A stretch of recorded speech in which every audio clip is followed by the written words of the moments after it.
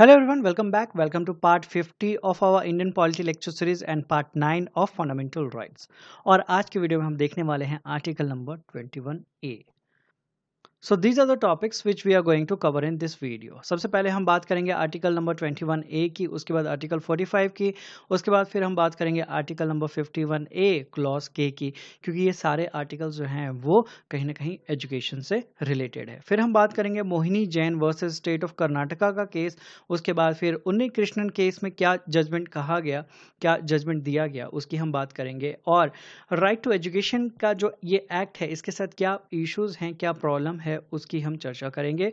और फाइनली कुछ practice questions देखेंगे. तो चलिए स्टार्ट करते हैं आज का वीडियो. और आपसे रिक्वेस्ट रहेगा कि इस वीडियो को बिना स्किप किए हुए लास्ट तक जरूर देखें in order to get every information regarding right to education, जो कि एग्जाम पॉइंट ऑफ व्यू से काफी इंपॉर्टेंट हो जाता है. So article number 21A right to education. सबसे पहले इंडिया में राइट टू एजुकेशन की डिमांड किसके द्वारा की गई थी? तो सबसे पहले ये डिमांड की गई थी बाय गोपाल कृष्ण गोखले. और ब्रिटिश टाइम में ही राइट टू एजुकेशन की डिमांड जो है गोपाल कृष्ण गोखले के द्वारा कर दिया गया था. 2002 से पहले अगर हम देखें तो एजुकेशन जो है वो कोई फंडामेंटल राइट नहीं था. ठीक, 2002 से पहले आर्टिकल नंबर 45 के अंदर directive principles of state policy that is DPSP के तहत एजुकेशन की बात की गई थी. और आर्टिकल नंबर 45 क्या कहता था? आर्टिकल नंबर 45 कहता था that the state shall endeavour to provide free and compulsory education for all children until they complete the age of 14 years. इसका मतलब क्या है? इंडेवर का मतलब क्या हो जाता है? सो इंडेवर का मतलब हो जाता है प्रयास करना.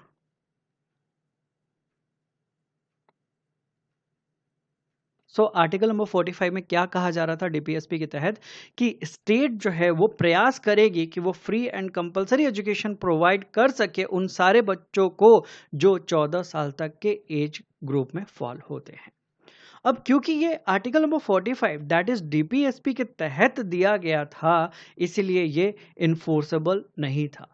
यानी स्टेट अगर इन चीज़ों को नहीं करती तो कोई भी जाके ये क्लेम नहीं कर सकता था कि मेरा फंडामेंटल राइट कहाँ ना. नहीं, ये फंडामेंटल राइट था ही नहीं एजुकेशन. सो स्टेट अगर इन सारी चीज़ों को फॉलो नहीं भी करेगी तो भी हम इसके लिए कोर्ट में नहीं जा सकते हैं. ठीक, देन ये पॉलिटिकल विल पे डिपेंड करता था. यानी जो पॉलिटिकल पार्टी है वो डिसाइड करेगी कि हाँ इस चीज को इम्प्लीमेंट करना है कि नहीं करना है, क्योंकि ये डीपीएसपी के तहत है. एंड डीपीएसपी जो है वो कोई कंपल्शन नहीं है स्टेट के ऊपर. स्टेट चाहे तो कर सकती है, स्टेट चाहे तो नहीं कर सकती है. और इन केस स्टेट जो है वो free and compulsory education provide नहीं करती है उन बच्चों को जो 14 साल के एज ग्रुप में फॉल होते हैं, तो भी इसके लिए कोई लीगल रेमेडी नहीं थी. यानी स्टेट अगर इन चीज़ों को फुलफिल नहीं करेगी तो आप केस नहीं कर सकते हैं, आप इसको एज अ राइट क्लेम नहीं कर सकते हैं. ठीक है, तो ये सिचुएशन था 2002 से पहले तक का. फिर सुप्रीम कोर्ट ने आर्टिकल नंबर 21 को इंटरप्रेट किया और कहा कि राइट टू लाइफ के अंदर ही राइट टू एजुकेशन जो है वो फॉल होगा. ओके, क्योंकि आर्टिकल नंबर 21 जो है वो जिंदगी जीने की बात करता है. और पहले ही सुप्रीम कोर्ट ने कहा था that life does not mean mayor survival. यानी सिर्फ जिंदगी जीना ही जिंदगी जीना नहीं होगा, इसके अंदर और बहुत सारी चीज़ें जो है वो इंक्लूड होगी. और इसीलिए राइट टू एजुकेशन जो है वो भी एक पार्ट होगा राइट टू लाइफ का. Because we know education is the most powerful weapon which you can use to change the world. और इस वजह से हम देखते हैं कि मोहिनी जैन केस के अंदर जजमेंट दिया गया कि right to education is part of right to life. फिर उन्नी कृष्णन केस आया 1993 में. उस केस के जजमेंट में सुप्रीम कोर्ट ने कहा that right to education is fundamental right for children up to 14 years of age. यानी वो बच्चे जो 14 साल तक के उम्र के हैं उनके लिए राइट टू एजुकेशन जो है वो फंडामेंटल राइट है. ठीक है, तो ये दोनों केसेस जो हैं वो हमें पता होना चाहिए और इनके जजमेंट्स में क्या कहा गया वो हमें पता होना चाहिए. ठीक है, तो मोहिनी जैन केस में क्या कहा गया? Right to education is part of right to life. And Unni Krishnan case में क्या कहा गया? That education up to age of 14 is fundamental right. और इन जजमेंट्स की वजह से ही गवर्नमेंट जो है वो प्रेशराइज हो जाती है और गवर्नमेंट को फिर राइट टू एजुकेशन जो है वो फंडामेंटल राइट के रूप में लाना पड़ता है, और गवर्नमेंट इस चीज़ को लाती है और राइट टू एजुकेशन जो है फंडामेंटल राइट के रूप में जोड़ दिया जाता है under article 21A. Because if life is not just survival, then education becomes a basic requirement of life. That's why article number 21 जो है वो इंश्योर करता है कि फ्री एंड कंपलसरी एजुकेशन मिले एज ए फंडामेंटल राइट. सो जो basic necessity है उसमें एजुकेशन को भी जोड़ दिया गया कि एक अच्छा जिंदगी जीने के लिए, एक अच्छा जीवन जीने के लिए शिक्षा की भी आवश्यकता है. सो आर्टिकल नंबर 21A में क्या बताया गया है? आर्टिकल नंबर 21A में बताया गया है that the state shall provide free and compulsory education to all children of age group 6 to 14 years in such a manner as the state may by law determine. यानी article number 21A में कहा गया है कि state जो है वो free and compulsory education provide करेगी उन बच्चों को जो 6 से 14 साल के उम्र की कैटेगरी में फॉल होते हैं. ठीक है, यानी इक्विवेलेंट अगर हम क्लासेस देखें तो कहाँ से कहाँ तक आ जाती है? फर्स्ट क्लास से लेके 8th क्लास तक. एलिमेंट्री एजुकेशन जो है वो फर्स्ट टू 8th क्लास है. तो सरकार को कहा गया है कि आप free and compulsory education provide करोगे बच्चों को from class first to class 8th. Okay. And with respect to अगर हम एज बात करें तो 6 to 14 ईयर्स का जो एज है वो आर्टिकल नंबर 21A के तहत आता है. ये बात आपको याद रखनी है बिकॉज आर्टिकल नंबर 45 जो है उसको फिर 2002 में बदल दिया गया. उसके अंदर एज ग्रुप जो है वो चेंज किया गया. पहले वो 0 to 14 ईयर्स के जो बच्चे थे उनकी बात करता था, बट अब वो 0 to 6 ईयर के जो एज ग्रुप में फॉल होते हैं बच्चे उनकी बात करता है. ठीक है, तो आपको पता होना चाहिए कि 0 to 6 ईयर्स के एज कैटेगरी के जो बच्चे हैं वो कौन से आर्टिकल में फॉल होंगे, and right to education article number 21A के तहत किस एज ग्रुप के बच्चे जो हैं वो कंसिडर किए जाते हैं. ठीक है, सो राइट टू एजुकेशन जो है वो इंसर्ट किया गया by 86th constitutional amendment act in 2002. तो ये 86th कॉन्स्टिट्यूशनल अमेंडमेंट एक्ट जो है वो भी आपको याद रखना है, क्योंकि क्वेश्चन पूछ लिया जाता है कि किस कॉन्स्टिट्यूशनल अमेंडमेंट एक्ट के द्वारा कौन से साल में राइट टू एजुकेशन जो है वो कॉन्स्टिट्यूशन में ऐड किया गया as a fundamental right. Then 2002 के अंदर इसे फंडामेंटल राइट बना दिया गया. तो इसका ये मतलब नहीं है कि उसी समय ये इम्प्लीमेंट हुआ. राइट टू एजुकेशन जो है वो एक्चुअली में इम्प्लीमेंट होता है, एक्टिव होता है फ्रॉम 1 अप्रैल 2010. इसके लिए 2009 के अंदर एक एक्ट लाया गया और उस एक्ट के ऊपर चर्चा हुई और वो फाइनली एक्ट जो है पास हो जाता है पार्लियामेंट के द्वारा और वो इफेक्ट में आता है, इन्फोर्स किया जाता है फ्रॉम 1 अप्रैल 2010. और 1 अप्रैल 2010 को जब गवर्नमेंट ऑफ इंडिया ने इस चीज़ को इम्प्लीमेंट किया तो इंडिया जो है 135 देशों की सूची में शामिल हो जाता है जो देश राइट टू एजुकेशन को फंडामेंटल राइट के रूप में प्रोवाइड करते हैं बच्चों को.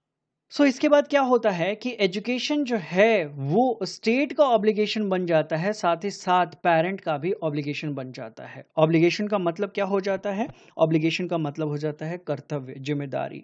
यानी आर्टिकल नंबर 21A के तहत ये स्टेट की जिम्मेदारी हो जाती है कि वो इंश्योर करे कि बच्चों को एजुकेशन मिल पाए. ये एक फंडामेंटल राइट है.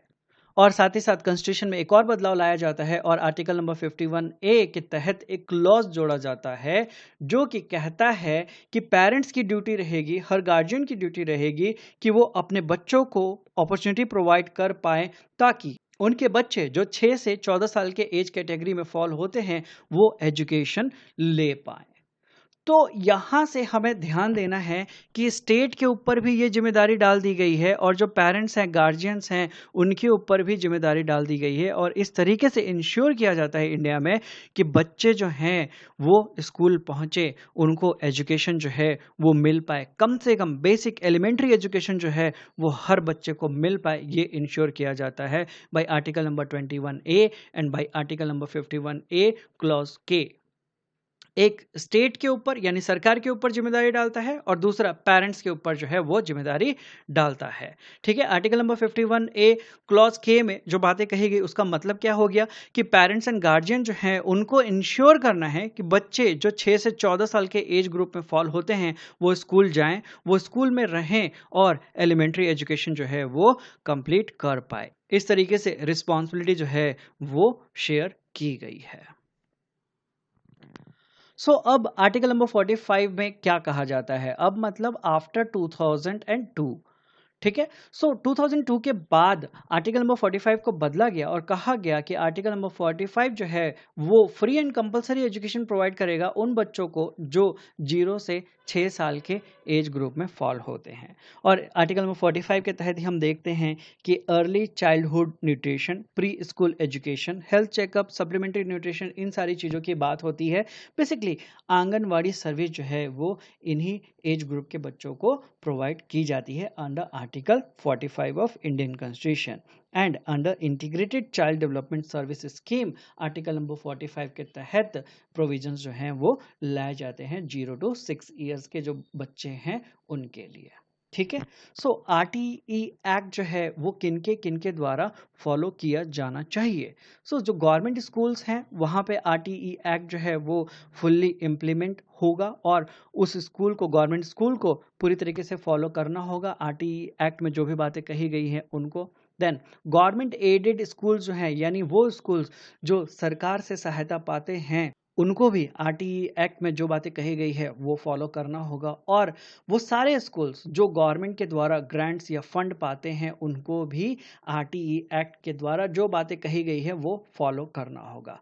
ये जो स्कूल्स आरटीई एक्ट के तहत फॉल होंगे वो फीस चार्ज नहीं कर सकते हैं, वो एडमिट करेंगे सारे कैटेगरी के बच्चों को। ऐसा नहीं है कि कोई स्कूल जो है वो कास्ट के बेसिस पे या रिलीजन के बेसिस पे रिजेक्ट कर सकता है बच्चे का एडमिशन, ऐसा बिल्कुल भी नहीं होगा, ठीक है। देन क्वालिटी नॉर्म्स जो हैं वो स्कूल्स को फॉलो करनी होगी और फ्री में बुक्स एंड यूनिफॉर्म्स जो हैं वो भी बच्चों को प्रोवाइड करना होगा इन स्कूल्स को। यहाँ पे एक्सेप्शन आपको याद रखना है कि माइनॉरिटी इंस्टीट्यूशंस जो हैं वहाँ पे आरटीई एक्ट जो है वो एप्लीकेबल नहीं है। अनएडेड माइनॉरिटी इंस्टीट्यूशंस जो हैं वो एक्सेप्शन में आते हैं आरटीई एक्ट में। Then private and 25% EWS quota क्या है उसको हम देख लेते हैं। आरटीई एक्ट में कहा गया कि 25% रिजर्वेशन जो है फॉर क्लास 1 एडमिशन वो देना पड़ेगा, यानी क्लास 1 के जो सीट्स रहेंगे उसमें 25% सीट्स जो हैं वो रिजर्व सीट्स रहेंगे। किनके लिए? इकोनॉमिकली वीकर सेक्शन के लिए एंड डिसएडवांटेज ग्रुप के लिए। इन दो कैटेगरी में जो लोग भी फॉल होते हैं उनको 25% कोटा जो है दिया जाएगा इन क्लास 1 एडमिशन। और इससे रिलेटेड जो भी खर्चा आएगा उस स्कूल के ऊपर, प्राइवेट स्कूल के ऊपर, वो खर्चा जो है वो गवर्नमेंट उठाएगी और गवर्नमेंट स्कूल रेट के हिसाब से उनको पैसे जो है वो गवर्नमेंट पे करेगी। और एजुकेशन को लेके सरकार इतना सीरियस है कि वो अलग अलग टाइप के प्रोविजंस जो है वो लाती है, इम्प्लीमेंट करती है, ताकि एजुकेशन जो है वो हर किसी के ज़िंदगी का हिस्सा बन पाए, कोई भी वंचित न रहे सही एजुकेशन से। और इसलिए हम देखते हैं कि इंडिया में सर्व शिक्षा अभियान जो है वो भी चलाया गया था and uniforms and text books जो हैं वो प्रोवाइड किए गए बच्चे को, साथ ही साथ फ्री मिड डे मील जो है वो भी प्रोवाइड किए जाते हैं बच्चों को, ताकि ज़्यादा से ज़्यादा बच्चे जो हैं वो स्कूल पहुँचे और वो शिक्षा ग्रहण करें। मोबाइल स्कूल का कॉन्सेप्ट भी लाया गया गवर्नमेंट के द्वारा। तो मोबाइल स्कूल क्या होता है, तो एग्जाम्पल से समझते हैं। मान लेते हैं कंस्ट्रक्शन वर्कर्स जो हैं वो एक जगह पे काम कर रहे हैं, वो अपनी फैमिली के साथ रह रहे हैं, उनके बच्चे जो हैं वहीं पे रह रहे हैं। तो कंस्ट्रक्शन वर्कर्स जो हैं वो हर कुछ टाइम के बाद एक जगह से दूसरी जगह मूव कर जाते हैं, जिसके वजह से वो अपने बच्चे को एजुकेशन जो है वो नहीं प्रोवाइड करवाते हैं। तो सरकार ने एक कॉन्सेप्ट लगाया कि अगर बच्चे स्कूल नहीं आ रहे हैं तो टीचर्स ही अगर पहुंच जाए बच्चों के पास, तो मतलब बच्चे स्कूल नहीं आ रहे तो स्कूल ही बच्चे के पास पहुंच जाए तो। और इसी चीज़ को मोबाइल स्कूल का कॉन्सेप्ट जो है कहा जाता है, यानी टीचर्स जो हैं वो ऐसे बच्चों के पास पहुंचते हैं और उनको एजुकेट करने की कोशिश करते हैं, ठीक है। तो ये स्टेप्स जो हैं वो लिए गए हैं सरकार के द्वारा। अब प्रॉब्लम क्या है इस एक्ट में? ये एक्ट जो है वो स्पेसिफिक पेनल्टीज की बात नहीं करता है अगर अथॉरिटीज फेल हो जाती हैं in order to provide right elementary education. अगर सही तरीके से एलिमेंट्री एजुकेशन जो है वो नहीं मिल पाता है बच्चों को, तो इसमें गलती किसकी है, पेनल्टी किसके ऊपर लगनी चाहिए, इस चीज के ऊपर कोई चर्चा नहीं है। ये जो रिस्पॉन्सिबिलिटी है ये state government and local authority दोनों के द्वारा शेयर की जाती है। अब क्योंकि दो लोग एक चीज को शेयर कर रहे हैं, एक रिस्पॉन्सिबिलिटी को शेयर कर रहे हैं, तो इससे क्या होगा कि अकाउंटेबिलिटी जो है वो सही तरीके से नहीं हो पाती है एंड थोड़ा सा कमी जो है इस रिस्पेक्ट में रह जाता है। सही तरीके से ये चीज़ जो है वो इम्प्लीमेंट नहीं हो पाती है ऑन सीरियस बेसिस। और मैं इसलिए कह रहा हूँ क्योंकि आप कभी गवर्नमेंट स्कूल्स जो गाँव में है वहाँ पे विजिट करके देखिए, वहाँ के बच्चों से अब बात करके देखिए, वहाँ की जो फैसिलिटीज़ हैं उनको देखिए, आपको पता चलेगा कि रियलिटी क्या है। ओके। एंड अगर आप बड़े एग्जामिनेशंस की तैयारी कर रहे हैं then you must try to understand things at ground level. आपको ग्राउंड लेवल पे वो चीज़ें जो है जाके चेक करनी है, आपको देखनी है, समझनी है। आपको ऑब्जेक्शंस नहीं उठाना है बट आपको ऑब्जर्वेशंस रखने हैं, बिकॉज आंसर राइटिंग में इन चीज़ों को आप फिर इम्प्लीमेंट कर सकते हो। ठीक है, ये जो बिल है ये बात करता है about physical infrastructure but guarantee नहीं देता है कि बच्चे जो है यहाँ से सीख के ही आगे निकलेंगे। और ये जो स्कीम्स लाई गई हैं इसके अंदर मिड डे मील का कॉन्सेप्ट लाया गया है। आप देखेंगे कि बहुत सारे स्कूलों में, गांव में जब मिड डे मील किसी पर्टिकुलर कम्युनिटी के पर्सन के द्वारा बनाया जाता है तो पेरेंट्स जो हैं वो एजिटेशन कर देते हैं कि हमारे बच्चे जो हैं इस पर्टिकुलर कास्ट के पर्सन के द्वारा ये खाना बनाया गया है इसलिए वो खाना नहीं खाएं। बहुत सारे जगहों पे मिड डे मील के अंदर बहुत ही भारी करप्शन जो है वो भी हमें देखने को मिलता है। सो ये सारी जो व्यवस्था है उसको ठीक करना बहुत ज़रूरी है। तो ये कुछ बेसिक प्रॉब्लम्स हैं इस एक्ट के साथ जो हमें दूर करना बहुत ज़रूरी है। इस एक्ट के रिगार्डिंग आपको याद रखना है कि आरटीई एक्ट जो है वो कॉन्स्टिट्यूशन में लाया गया 2002 में, बट कॉन्स्टिट्यूशन में 2002 में लाया गया इसका ये मतलब नहीं है कि 2002 से ही वो इम्प्लीमेंट हो गया। आरटीई यानी राइट टू एजुकेशन जो है वो फंडामेंटल राइट रहेगा, ये 2002 में कह दिया गया और 2009 में बिल लाया गया और वो बिल जो है वो पास हो जाता है और फाइनली 1 अप्रैल 2010 से आरटीई जो है राइट टू एजुकेशन एक्ट वो इम्प्लीमेंट हो जाता है। तो ये 3 जो ईयर्स हैं वो आपको याद रखने हैं with respect to right to education, article number 21A। अब कुछ प्रैक्टिस क्वेश्चंस देख लेते हैं। क्वेश्चन कह रहा है which of the following statements regarding the right to education act 2009 is or are correct. पहला स्टेटमेंट कह रहा है right to education act makes education a fundamental right for children aged 6 to 14 years. क्या ये statement जो है वो सही है? तो जी हाँ, ये स्टेटमेंट सही है। 6 से 14 साल के जो एज ग्रुप में बच्चे फॉल होते हैं उन्हीं को राइट टू एजुकेशन जो है वो फंडामेंटल राइट दिया गया है अंडर आर्टिकल 21A। ठीक, then right to education act mandates 25% reservation in private schools for disadvantaged and weaker section children. तो जी हाँ, ये पॉइंट भी सही है। थर्ड स्टेटमेंट कह रहा है that RTE act applies to minority institution. तो हमने देखा कि जी नहीं, ये स्टेटमेंट जो है वो गलत हो जाता है। थर्ड स्टेटमेंट अगर गलत हो जाता है तो ये दोनों गलत हो जाएंगे एंड करेक्ट आंसर क्या है? Option B 1 and 2 only. Now, second question. With reference to the right of children to free and compulsory education act 2009, consider the following statement. पहला statement कह रहा है that the act provides for admission of children belonging to disadvantaged group to private schools. क्या RTE Act 2009 जो है उसके अंदर disadvantage group के जो बच्चे हैं उनको प्राइवेट स्कूल में एडमिशन देने की बात की गई है? तो जी हाँ, तो पहला स्टेटमेंट जो है वो सही है। देन सेकेंड स्टेटमेंट कह रहा है that the act provides for 25% reservation in private schools for children from ST, SC and OBC only. तो ये स्टेटमेंट जो है वो गलत हो जाता है बिकॉज 25% जो रिजर्वेशन है उसके अंदर डिसएडवांटेज ग्रुप के लोग एंड EWS जो हैं उनको भी इंक्लूड किया जाता है, सिर्फ ST, SC, OBC जो हैं वो इंक्लूड नहीं होते हैं। ठीक है, डिसएडवांटेज ग्रुप में जो भी फॉल होते हैं उनके साथ EWS जो हैं उनको 25% रिजर्वेशन जो है वो दिया गया है। तो यहाँ से हम क्या देख रहे हैं कि हमारा करेक्ट आंसर क्या है?